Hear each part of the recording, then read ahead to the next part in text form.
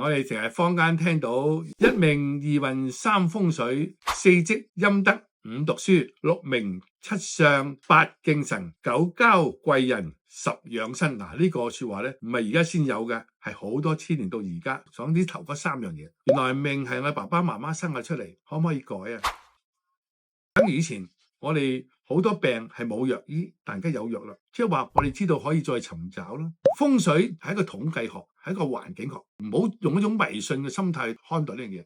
只不過我哋俾個環境舒服啲，咁就算你哪怕唔開心都好，你都變咗改造咗你嗰個心態啦。風水唔係淨係固定嘅，大家有冇聽過？都係流動嘅。我哋日常着嘅衣服、帶嘅東西嗰個磁場，大家睇到我嘅衣着就知啦。你有冇見我着紅色、綠色嘅？我從我八字睇到，唔要火，唔要木，我要咩啊？要水同埋金。